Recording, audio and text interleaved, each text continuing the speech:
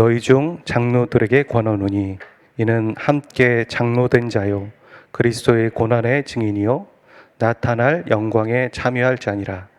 너희 중에 있는 하나님의 양 무리를 취되 억지로 하지 말고 하나님의 뜻을 따라 자원함으로 하며 더러운 이득을 위하여 하지 말고 기꺼이 하며 맡은 자들에게 주장하는 자세를 하지 말고 양 무리의 본이 되라. 그리하면 목자장이 나타나실 때 시들지 아니하는 영광의 관을 얻으리라.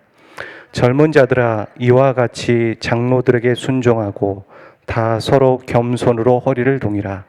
하나님은 교만한 자를 대적하시되 겸손한 자들에게는 은혜를 주시느니라. 그러므로 하나님의 능하신 손 아래에서 겸손하라. 때가 되면 너희를 높이시리라. 너희 염려를 다 주께 맡기라. 이는 그가 너희를 돌보심이라.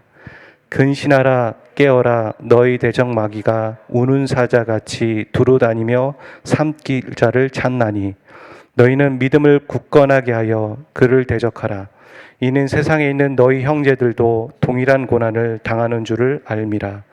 모든 은혜의 하나님 곧 그리스도 안에서 너희를 부르사 자기의 영원한 영광에 들어가게 하시니가 잠깐 고난을 당하는 너희를 친히 온전하게 하시며 굳건하게 하시며 강하게 하시며 털을 견고하게 하시리라.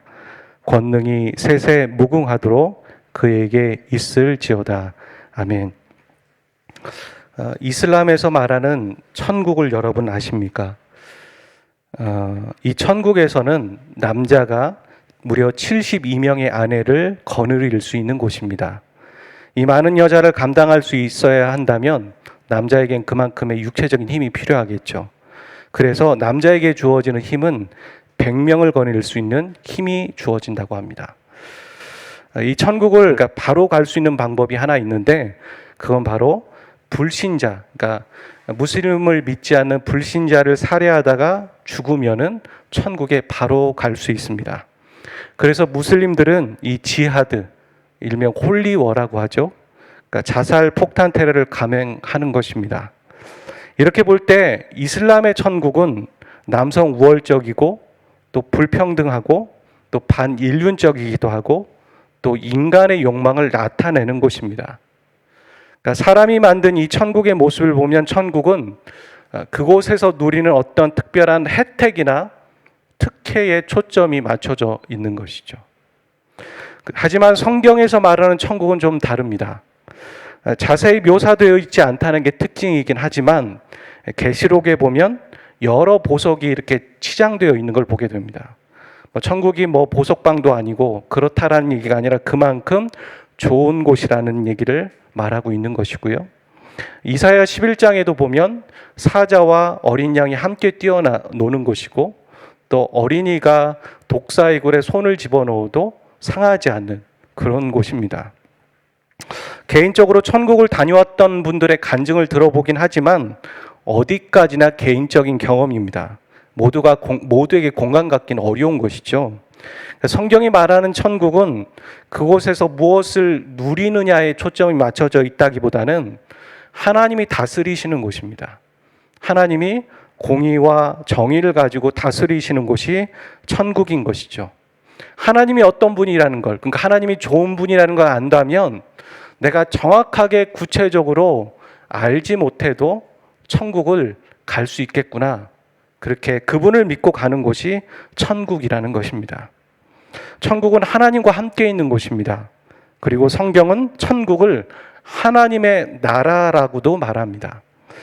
그런데 이 하나님의 나라가 이 땅에 임하고 실현되어지는 곳이 어디여야 되냐면 바로 성도 개인의 마음이고 또 교회 공동체에 이루어져야 하는 것이죠.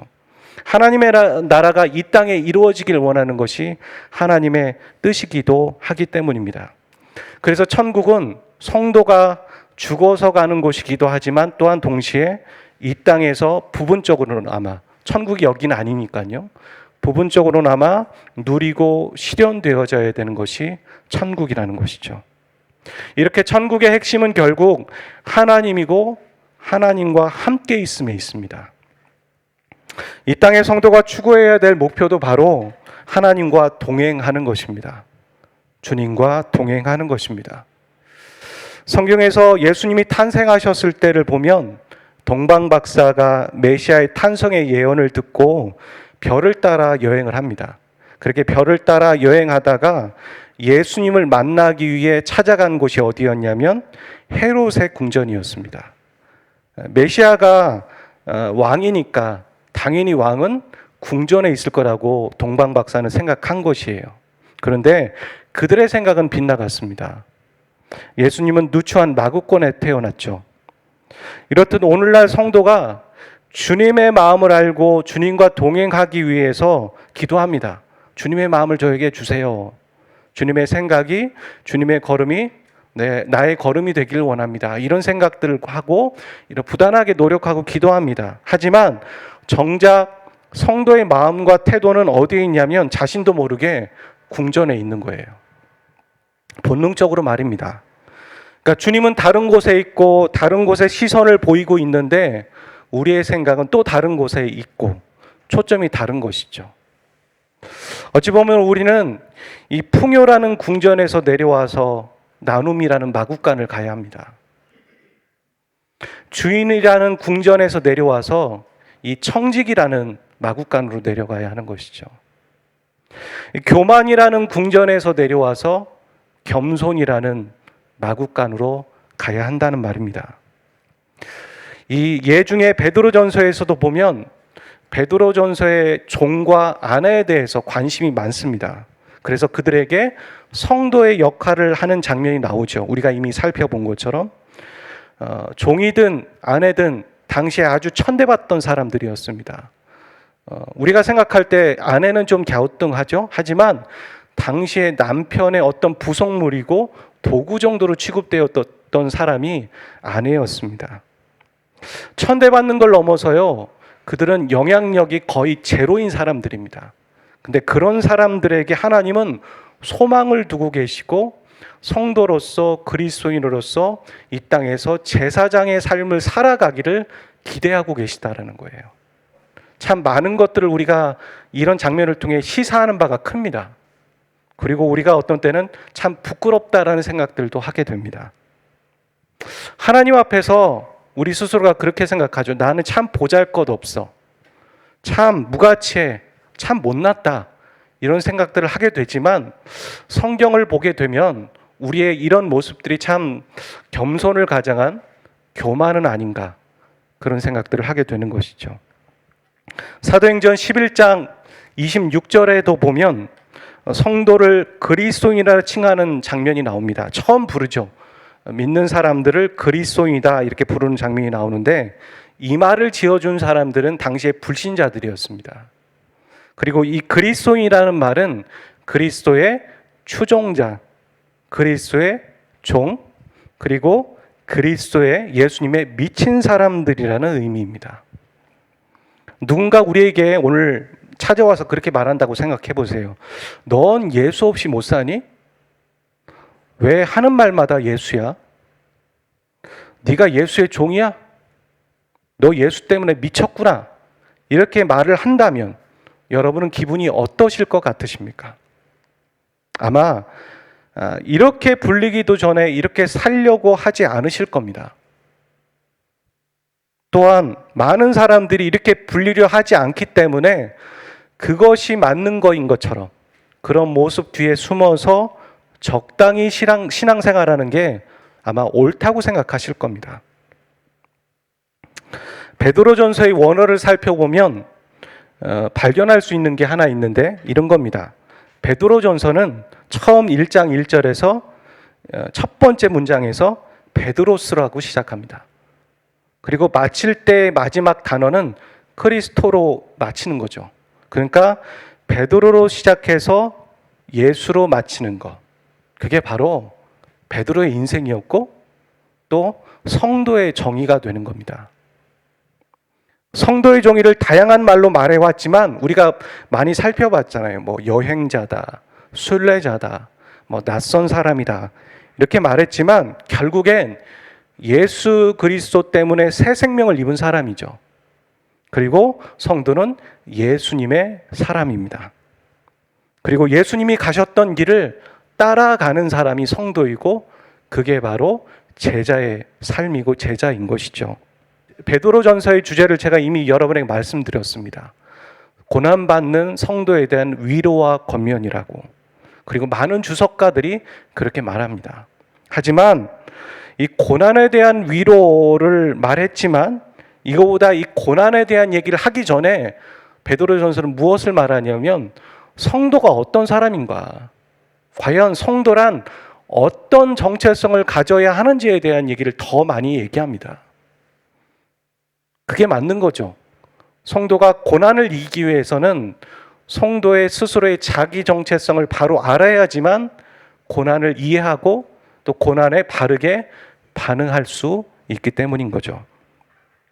자, 그렇다면 성도가 이 땅에서 주님과 동행하는 삶을 살아간다라는 것, 성도의 정체성은 바로 예수님의 사람이고 예수님과 동행하는 사람이라고 얘기했는데, 그렇다면 성도가 이 땅에서 하나님의 나라를 누리고 천국을 경험하며 주님과 동행하는 삶을 살아간다는 것은 어떻게 살아가는 것일까? 베드로는 자신이 예수님을 만나면서 살았던 인생의 경험과 실패와 실수와 그리고 회복에 비추어서 이 네 가지를 마지막 장에서 우리에게 말하고 있습니다. 이것을 함께 나누기를 원하는데요.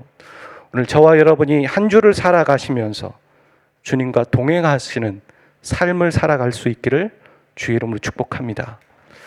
첫 번째는 고난의 증인이라고 말합니다. 그리고 나타날 영광에 참여할 자라고 말하죠. 오늘 우리가 이 본문을 읽었는데 장로들에게 얘기하는 권면, 그리고 젊은 청년들에게 얘기하는 권면을 따로 떼어서 구분하시면 안 됩니다. 모든 그리스도인들에게 해당되는 말이죠. 그래서 첫 번째, 우리가 주님과 동행하는 방법은 뭐냐면 고난 가운데서 주님은 우리와 함께 하신다는 거예요. 사람들은 편견을 갖고 있습니다. 알게 모르게. 가르쳐 주지도 않았는데 우리 스스로가 그런 편견을 스스로가 갖고 있는 게 있어요. 뭐냐면 우리가 고난받을 때 주님은 우리와 함께 하지 않으셔, 이렇게 생각하는 거예요. 왜냐하면 그만큼 고난의 과정이 힘들기 때문에도 그냥 본능적으로 그렇게 생각하는 거죠. 주님이 어디 계신 거야? 주님은 우리와 함께 하지 않으셔, 이렇게 생각하죠. 하지만 주님이 그 고난을 받으셨기 때문에 성경 말씀에 보면 고난받는 자를 친히 도우실 수 있다라고 말하죠. 히브리서 2장 18절 말씀 함께 읽어보도록 하겠습니다. 시작. 그가 시험을 받아 고난을 당하셨은즉 시험 받는 자들을 능히 도우실 수 있느니라. 아멘. 그리스도인으로서 받는 고난은 제가 말씀드린 것처럼 내가 잘 살고 있다는 증거이기도 합니다. 이 땅에서의 고난의 증인이 천국에 가서 영광을 누릴 자라는 거죠. 이건 두 가지가 같이 연결되어 있는 거예요. 동전의 양면처럼 말이죠. 고난의 증인은 영광을 누릴 자라는 거예요. 우리는 그것 빼고선 고난 빼고 영광을 누리기만을 원하지 않습니까? 그렇지 않다는 거예요. 십자가와 부활과 죽음과 부활은 연결되어 있는 거죠. 그렇게 우리는 세상에서 이렇게 말하지 않습니까? No pain, no gain이라고. 여러분들이 운동이나 어떤 악기를 배울 때 나름의 고난이 따르고 고통이 따릅니다. 그런 것이 힘들다고 여러분 피하지 않으실 거예요. 그 목표를 위해서는요. 건강이든 어떤 좋은 체형을 만들기 위해서 그것도 나름의 영광이죠. 그것을 얻기 위해서 우리는 고통을 감수하고 인내하는 것이죠. 그런 것처럼 여러분이 그리스도인으로서 고난을 피하시면 안 된다는 겁니다. 그리고 주님은 여러분이 고난을 피하도록 그냥 두지 않으십니다. 하나님은 그 고난을 통해 여러분이 누릴 영광을 누리기를, 얻기를 하나님 원하고 계세요. 고난을 주시면서 그것을 즐기시는 분이 아니라 그 고난 너머에 있는 그 영광을 누리기를 원하셔서 그 고난 주시는 것을 피하지도 않으시고 포기하지도 않으시죠. 포기하지 않는다는 것은 사랑하신다는 겁니다. 그러니까 피하지 말고 그 고난 가운데 주님과 동행하는 법을 배우시기를 축복합니다. 기도로 말씀으로 주님과 동행하는 시간을 가져보시기를 바랍니다. 두 번째, 자연스럽게 두 번째 권면으로 넘어가게 되는데 그건 바로 염려를 주께 맡기라. 근신하고 함께 깨어 있으라 라고 그렇게 7절과 8절은 그렇게 말하고 있어요. 마음이 상하고 몸이 지치면 기도가 잘 안 됩니다. 감기에 걸려도요, 우리는 육과 혼과 영이 같이 연결되어져 있기 때문에 감기에 걸리면 기도가 잘 안 됩니다. 대부분 다 그렇습니다. 그런데 상하고 지쳐도 기도를 하는 사람들이 있어요. 어떤 사람이냐면 훈련이 된 사람들입니다. 염려를 주께 맡기는 것은 자동으로 되지 않습니다. 우리가 염려가 오면은 기도하지 않습니다. 되려 기도하지 않습니다. 걱정하고 근심하다가 어떤 때는 실망하고 시험 들 때가 많습니다. 그래서 이건 훈련이 필요한 부분입니다. 여러분, 40일 기도는 여러분에게 좋은 훈련의 기회라고 저는 생각합니다. 그리고 여기에 본문에 보면 함께 깨어 있으라고 말하고 있죠. 신앙생활은 개인의 씨름이에요. 개인의 싸움이고요. 하지만 동시에 함께 하는 것이 신앙생활입니다. 훈련은 자신이 혼자 할 수 있는 게 아니에요. 보통은 누가 코치가 있어야 하죠. 동기가 필요하고요. 또 동료가 필요한 거예요. 그렇게 될 때 선한 경쟁력이 그 안에서 일어나게 되는 것이니까요. 그러니까 함께 깨어 있으라는 말에 여러분 주목하시고 힘을 실어서 한 주를 살아가 보시기를 바랍니다. 성경은 주님과의 동행을 얘기할 때 개인의 시간도 필요하지만 함께 깨어 있는 것이 주님과의 동행이라고 말하고 있다는 것이죠. 세 번째, 겸손으로 허리를 동이라 5절에 그렇게 말하고 있죠. 요한복음 13장 4절과 5절에 보면은요, 예수님은 자신이 죽기 전에 제자들에게 세족식을 하셨어요. 여러분 잘 알고 계실 거예요. 이 세족식을 하는 걸 보고선 베드로를 비롯해 모든 제자들은 이 예수님의 선생님의 행동을 전혀 이해하지 못했어요. 당황했습니다. 왜냐하면 당시의 문화에서는 종이 발을 씻기는 거예요. 그리고 종이 없다면 그 무리 중에 가장 낮은 사람이 발을 씻기는 거예요. 그러니까 서로 아마 보통 성경에 보면 그런 얘기 하잖아요. 제자들이 누가 크냐, 네가 크냐, 내가 크냐 이런 얘기들을 하는 걸 보면 아마 눈치 보고 있었을 거예요. 난 안 해야지. 누가 씻기나 보자 이러고 있었을지 모르겠어요. 그런데 주님이 씻기는 거예요, 제자들을. 그걸 보고 전혀 이해할 수 없었어요. 되게 당황스러웠어요. 이상한 행동이었습니다. 그 당시엔 모두가 이해할 수 없었고 그곳에서 베드로는 이상한 질문을 하지 않습니까? 베드로는 더더욱 이해할 수 없었던 거예요. 그런데 시간이 지나죠. 그가 여러 과정을 겪고 성령 충만하고 주님의 진정한 제자로 삶을 살아가게 될 때 깨닫게 됐어요. 주님이 수건을 허리에 두르셨다고 얘기하잖아요. 요한복음은요. 그게 수건만은 아니었던 거예요. 주님이 두른 수건은 바로 겸손이었던 걸 알게 된 거죠. 그리고 또 다른 독자들에게, 또 다른 제자들에게, 자신의 제자들에게, 교회들에게 이렇게 말해요. 겸손으로 허리를 동이십시오. 그러니까 주님의 모습을 알고 있었던 거예요. 주님이 보이셨던 그런 삶처럼 우리도 주님을 따라가는 자들이라면 주님을 닮아가야 한다는 것이죠. 주님은 고난 가운데 계셨고 그 고난 가운데도 하나님과 교제하셨으며 또 그 고난 가운데서도 겸손함으로 나아가셨다는 것을 베드로는 지금 권면하고 있는 것입니다. 우리는 겸손의 마구간으로 가야 합니다. 하나님이 우리 각자에게 주신 생각나게 하시는 그 교만을 통해서 우리가 회개할 수 있었으면 좋겠어요. 우리가 가만히 있었을 때는 우리가 참 겸손으로 치장할 때가 많아요. 한국 사람들은 그런 것 같아요. 저 이거 못해요. 근데 할 수 있거든요. 그건 그냥 인사치레죠. 저는 성경적인 겸손은 그런 거라고 생각하지 않아요. 저 이거는 조금밖에 못합니다. 이거는 좀 할 수 있습니다. 하지만 잘하지는 못합니다. 이렇게 말할 수 있어야 된다고 생각해요. 하나님이 우리에게 주신 달란트들을 바르게 말할 수 있는 것도 겸손이라고 저는 생각합니다. 네 번째, 믿음을 굳건하게 하여 대적하라라고 구절은 말하고 있어요. 그리스도인의 삶이 영적 전쟁터이라는 것을 기억해야 하는 말씀이죠. 그를 대적한다라는 건 바로 사단을 대적하는 걸 말하고 있어요. 여러분, 이 네 가지 권면이 쫙 나와 있는데요. 우리가 매주마다 그런 거 하잖아요. 하나님이 이렇게 주시는 권면을 가지고 살아봅시다 하면서 제가 정리하고 그 장 안에서 여러분에게 실천할 수 있는, 적용할 수 있는 이야기들을 하죠. 그런데 말이죠, 이렇게 살아가면서 여러분 항상 승리하십니까? 대부분 말이죠, 참 무기력할 때가 많아요. 다 잊어버리고 비그리스도인으로 살아갈 때가 더 많은 것 같아요. 참 무기력하고 그렇게 살아가 보려고 하지만 참 의기소침해지고 무능력해지고 그리고 소외감을 느끼고 참 내가 뭐지? 내가 그리스도인 맞아? 이렇게 살아갈 때 참 내가 참 작아 보인다. 그렇게 살아갈 때가 많은 것 같습니다.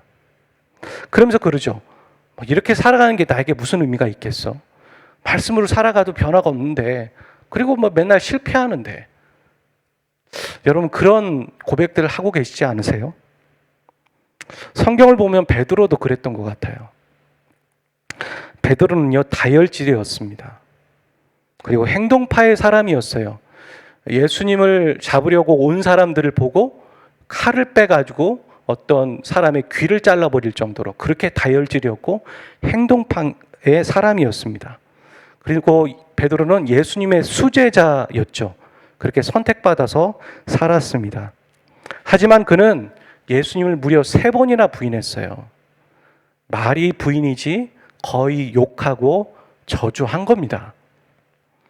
아마도 베드로는 이런 성격 가운데 자신이 용서되지 않았을 거예요. 얼마나 화가 났을까요?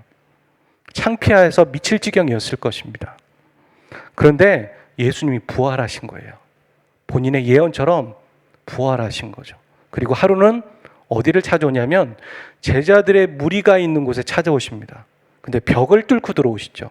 문도 열려 있지도 않은데. 그리고 누구랑 대화를 하시냐면 도마와 대화를 하세요. 의심 많은 도마에게. 그리고 자기의 옆구리의 창자국과 손바닥의 못자국을 보여주시죠. 베드로에게는 아랑곳도 하지 않으세요. 그리고 그 자리를 떠나십니다. 그 장면이 있은 다음에 베드로는 어떻게 한 줄 아십니까? 낙향합니다. 자신이 있었던 갈릴리 호수로 돌아가는 거예요. 포기한 거죠. 제자로서의 삶을 왜 살겠어? 주님은 나를 거들떠보지도 않고 또 내 자신이 용납도 안 되고 용서가 안 되는데요. 옛 직업으로 돌아가서 어부의 삶을 살아갑니다. 재밌는 건요, 성경도 베드로를 표현할 때 다른 곳에서는 베드로로 얘기하다가 그 장면에서는 시몬 베드로라고 얘기해요. 옛날의 이름하고 지금의 이름을 같이 쓰는 거죠. 그만큼 베드로의 심경과 어떤 위치를 말하고 있는 거예요. 예전에 직업으로 돌아가고 있었습니다. 그렇게 돌아가서 그렇게 한심하게 자신이 한심하다고 생각하고 살았을지 모르겠어요. 그런데 그게 끝이 아니었던 거예요. 주님은 베드로를 향한 계획을 갖고 계셨던 거죠. 베드로를 처음 부를 때 어땠는지 아십니까? 물고기가 그날따라 잡히지 않았죠. 그리고 주님이 찾아오셔서 저기 가서 그물을 좀 던져볼래? 그리고 153마리의 물고기가 잡혔다. 그물이 찢어질 정도로 잡혔다는 그런 장면을 아시지 않습니까? 근데 이날도 똑같이 그런 장면이 벌어지는 거예요. 그날따라 물고기가 안 잡힙니다. 근데 저 물가에서 누군가가 얘기하는 거예요. 다른 곳에 가서 그물을 던져봐라. 다른 사람은 몰랐어도요, 베드로는 느꼈을 거예요. 이거 옛날에 주님이 나를 부르실 때의 장면하고 너무 유사한데? 그런데 누군가 말합니다. 저기 주님이시다. 그 얘기를 듣고 베드로는 배 타고 가지 않아요. 수영을 하고 갑니다. 주님을 보고 싶었던 거예요. 뭔가 따지고 싶었을지도 모르겠고, 왜 도마만 챙기세요? 그랬을지도 모르겠고, 혹은 아무 말도 하지 못하고 그냥 또 미안해서 그냥 주님이시라는 말에 그냥 본능적으로 간 거겠죠. 그렇게 찾아갔었을 때 주님이 베드로와 제자들에게 해주신 건 뭐냐면, 아세요, 여러분? 뭘 해주셨는지? 아침밥을 준비하십니다. 아침밥을 정성스럽게 준비하고 아마 정말 맛있었을 거예요. 어부들은 밤새 물고기를 잡잖아요. 그리고 새벽이 되면은 이제 다시 들어오죠. 그리고 그물을 깃기 때문에 그만큼 얼마나 출출했을까요? 정말 맛있는 그 음식이었을 거라고 저는 생각합니다. 그렇게 먹는다라는 거죠. 그게 무엇일까? 여러분, 유대인들의 문화에서는 원수끼리 밥 먹지 않아요. 그리고 그걸 넘어서 네가 나와 형제이다, 혹은 너와 내가 생명을 나누는 그런 관계이다라는 의미로 밥을 먹습니다. 그러니까 그 밥을 먹는다는 건 뭐냐면, 주님께서 아무 얘기도 하지 않으시고 베드로를, 내가 너를 용서했어, 그 말을 하는 거죠. 너도 너를 괴롭히지 마, 너를 미워하지 마, 내가 너를 용서했어, 그 말을 하시는 것이죠. 그리고 우리가 잘 아는 것처럼 그 다음에 뭐라고 합니까? 네가 나를 사랑하니?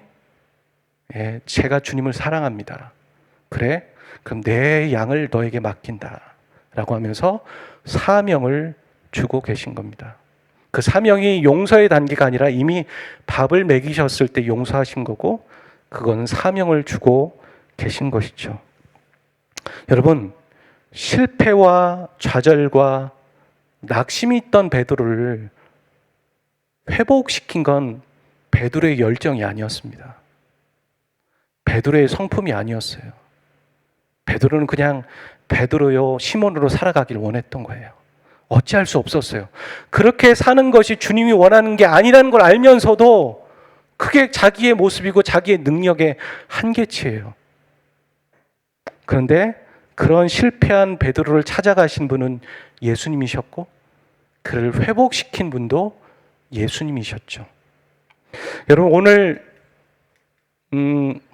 이 네 가지의 권면을 튼튼하게 받쳐주는 말씀이 있어요. 오늘 본문의 10절이에요. 우리가 아무리 고난의 증인으로 살아가고요, 염려를 주님께 맡기고요, 겸손하고요, 그리고 믿음을 굳건하게 한다고 한들 얼마나 그렇게 하실 수 있으십니까? 여러분, 믿음의 대가라고 해도요, 다 이렇게 살지 못해요. 일주일을 그렇게 살지 모르겠지만 1년, 10년 그렇게 살지 못합니다. 우리는 넘어질 때도 있고 시험 들 때도 있고 실패를 경험하고 우리 자신 정말 미울 때가 많아요. 그럴 때 우리가 우리의 힘으로 살아가는 걸까요? 아니에요. 이 네 가지를 든든하게 떠받쳐주는 게 바로 뭐냐면, 고난을 당하는 너희를 모든 은혜의 하나님이 너희들을 위해서 온전케 하시고 굳건하게 하시고 강하게 하시며 털을 견고하게 하실 거라는 이 말씀 때문에 우리가 이 네 가지의 삶을 살아가 보려고 하는 것입니다. 베드로의 인생이 그렇다는 거예요. 읽어보기를 원합니다. 10절 말씀이에요. 여러분, 성경을 찾아서 읽어보셔야 됩니다. 시작. 모든 은혜의 하나님 곧 그리스도 안에서 너희를 부르사 자기의 영원한 영광에 들어가 계시니가 잠깐 고난을 당한 너희를 친히 온전하게 하시며 굳건하게 하시며 강하게 하시며 털을 견고하게 하시리라. 우리가 성경에 보면 뭔가 4개 정도로 이렇게 구분해서 나온 것들이 있잖아요. 반복되는 단어가 아니라요, 이건 약간 점층적인 부분이 있습니다. 미묘하지만 첫 번째, 온전하게 한다는 건 회복을 말합니다. 주님이 베드로에게 찾아가셔서 용서하시고 회복시켜 주셨어요. 그리고 두 번째, 굳건하게 한다. 오늘 말씀에도 보면 믿음을 굳건하게 한다는 말이 이 말이거든요. 굳건하게 하는 건 믿음의 사람으로 세워주신다는 거예요. 그렇죠? 회복만 하면 뭐 하겠어요? 애만 낳으면 뭐예요? 그 아이를 성장시켜야죠. 굳건하게 하시고, 주님께서는 또한 세 번째, 강하게 하신다. 영적으로 강하게 하신다는 거죠. 그리고 마지막에 털을 견고하게 하신다. 이건 뭐겠어요? 베드로 입장으로 봤을 땐 네가 너의 반석 위에 내가 교회를 세우겠다. 주님의 교회답게, 주님의 사람답게, 주님의 성도답게 제사장의 삶을 살아가게 하겠다라는 그런 말씀이죠. 베드로는 참 의미 없고 무기력하게 느껴질 때 주님은 찾아오셨고 그를 회복시켜 주셨습니다. 오늘 우리가 매주 이렇게 삽시다라고 결단하고 결혼하면서 그렇게 행동하잖아요. 왜 그렇게 하는지 아십니까? 인간의 노력만 하자는 게 아니에요. 그 모든 은혜의 하나님께서 우리를 떠받쳐 주시기 때문에 우리를 회복시키시고 우리를 새롭게 하시고 우리를 위해 일하고 계시기 때문에 믿음의 반응을 하자라는 것입니다. 우리를 위해, 성도를 위해 도우시는 하나님, 우리보다 앞서가시는 하나님이십니다. 우리보다 더 열정적으로 우리를 빚어가시는 분이십니다. 성숙시키시는 하나님을 믿기에 우리가 영적으로 반응하는 것입니다. 여러분, 내가 대충 산다고 해서 하나님이 대충 하신다고 생각하지 않으셔야 합니다. 내가 당황한다고 하나님도 당황할 거라고 생각하지 마십시오. 나의 작은 머리로 하나님을 이해하려고 하지 마시고, 하나님을 받아들이려고 하지 마시고, 하나님이라는 큰 바다에 나를 던지시는 겁니다. 하나님은 당황하지 않으시고 여유가 있으십니다. 하나님의 계획은 구체적이시고 체계적이십니다. 주님께서 성도에게 일하고 계십니다. 주님께서 주님과 동행하려는 성도들과 함께 하시고 그를 견고하게 하시는 분이십니다. 이것을 믿고 실천하는 한 주가 되시기를 주의 이름으로 축복드립니다. 우리 그렇게 같이 찬양하고 기도하도록 하겠습니다.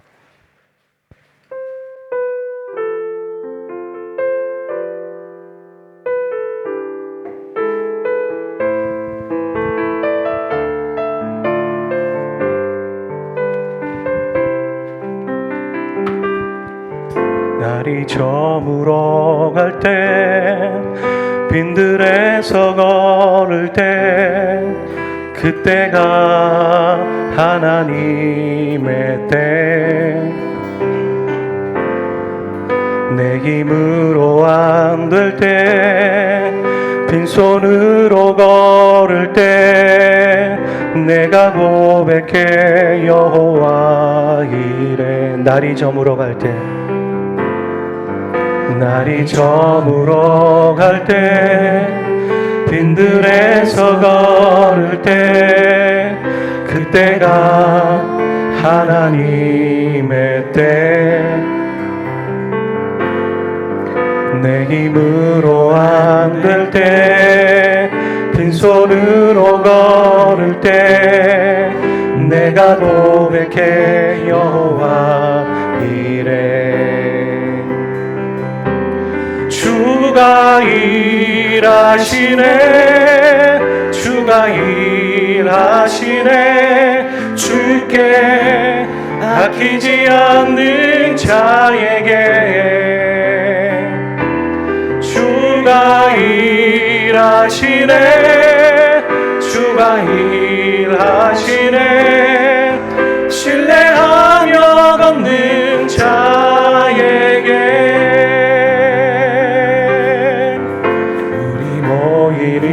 이곳에 주님 함께 계시네. 누리네 아버지 은혜. 적은 떡과 물고기 내 모든 걸 드릴 때, 모두 고백해 여호와 주가 일하시네. 주가 일하시네, 주가 일하시네. 주께 아끼지 않는 자에게 주가 일하시네, 주가 일하시네. 신뢰하며 걷는 자에게 주가 일하시네, 주가 일하시네, 주가 일하시네. 주께 아끼지 않는 자에게 주가 일하시네, 주가 일하시네. 신뢰하며 걷는 우리 한 번 더 믿음으로 선포합니다. 주가 일하시네, 주가 일하시네. 주께 아끼지 않는 자에게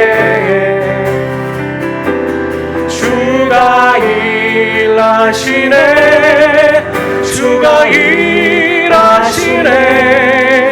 신뢰하며 걷는 자에게.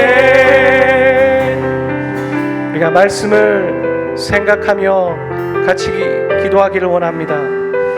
모든 은혜의 하나님께서 잠깐 고난을 당하는 너희를 친히 온전하게 하시며 굳건하게 하시며 강하게 하시며 털을 견고하게 하시리라.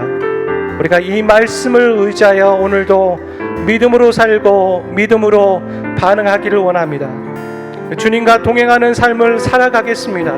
이 땅에서 하나님의 나라를 실현하며 하나님의 나라가 어디 있냐고, 왜 이렇게 믿음의 사람들과 바르게 살려고 하는 사람들이 부당하게 살아가려고 하냐고 라고 하는 사람들에게 하나님의 나라가 여기 있다라고, 하나님의 나라를 이루기 원하는 하나님의 사람들이 여기 있다라고, 그렇게 살려고 하는 사람들이 여기 있다라고 보여주는 하나님의 백성들이 되기를 소원합니다. 우리가 그렇게 살아가기를 원합니다.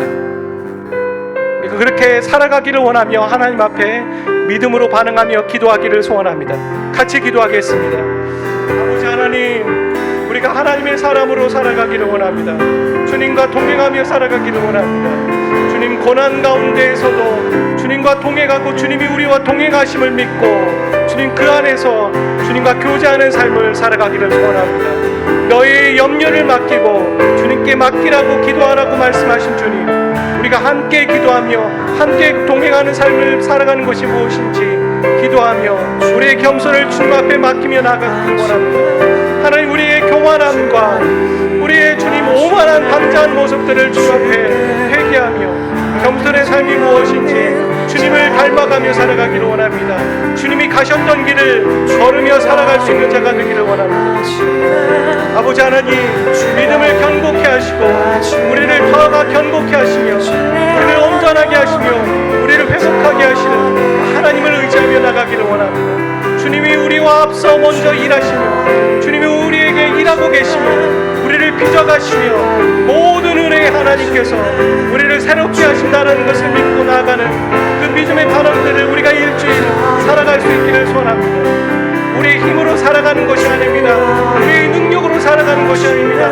우리는 포기할 때가 많고 우리는 좌절할 때가 많고 우리 자신이 미울 때가 많지만 주님은 지금도 우리와 함께하고 계시고 우리와 동행하고 계시며 우리를 위해서 일하고 계심을 믿습니다.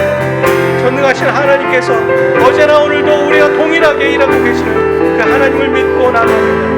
모든 은혜의 아버지 하나님, 우리와 함께 하시는 주님, 견고하게 하시는 주님, 우리를 새롭게 하시는 주님, 우리를 회복하게 하시는 주님 믿으며 나갑니다. 주님 감사합니다. 주님의 칼날을 받습니다.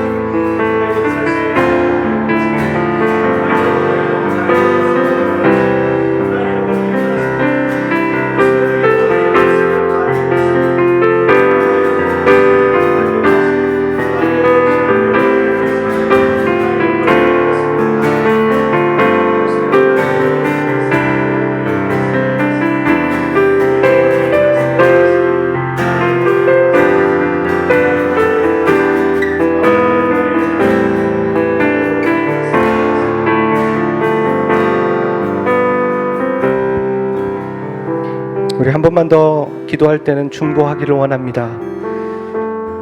우리 코로나의 사태를 놓고 올려드리면서 의료진과 또 관료들과 아픈 환자들을 위해서 또 피해를 입은 소상공인들과 자영업자들을 위해서 기도하고 또 주중에 여러분에게 알려드렸던 우리 후원하는 선교사님의 또 같이 살고 있는 그 자매를 위해서 상처가 회복되어지고 놀란 가슴들이 진정되어지며 이후의 처리들이 잘 진행되기를 위해서도 같이 기도할 수 있기를 원합니다. 또한 이후에 성도총회가 있는데 우리가 기도하고 하나님 앞에서 뜻을 묻고 투표할 수 있기를 원합니다. 같이 기도하겠습니다. 하나님, 코로나의 어려운 시 가운데 우리가 놓여있고 위기 가운데 있습니다. 하나님, 코로나에 싸우고 있는 수많은 의료진들과 하나님 관료들과 하나님 우리가 환자들을 올려드립니다. 우리 관료들에게 하나님께서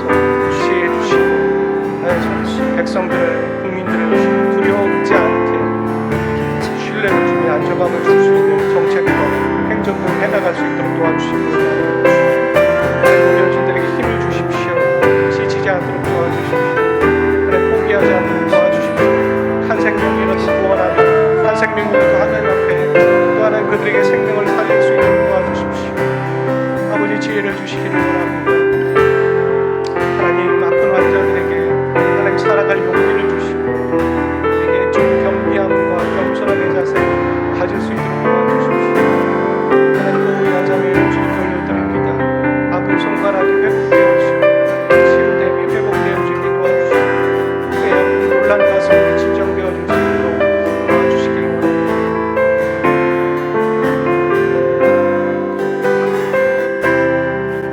하나님 아버지 감사합니다. 모든 은혜의 하나님께서 우리가 실패와 좌절 가운데 있을 때에도 우리를 도우시고 우리를 위해 일하고 계심을 말씀을 통해 알게 됩니다. 우리로 살아가는 자 되지 않게 도와주십시오. 나로 시작해서 예수님으로 마치는 인생 되기를 원합니다.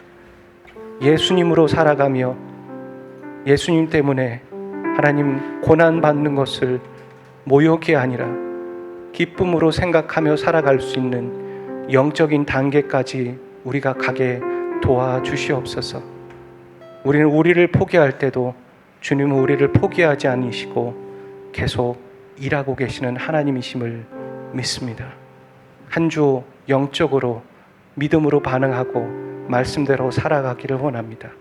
그 삶 가운데 하나님이 우리와 함께 하심을 경험하는 귀한 은혜의 시간 되게 도와주시옵소서. 이제는 우리 주 예수 그리스도의 은혜와 아버지 하나님의 극진하신 사랑하심과 성령님의 교통하심이 모든 은혜의 하나님의 일하심을 믿고 살아가기로 결정하는 모든 예배자들 그 심령 위에 이제부터 영원까지 항상 함께 하시기를 간절히 축원하옵나이다. 아멘.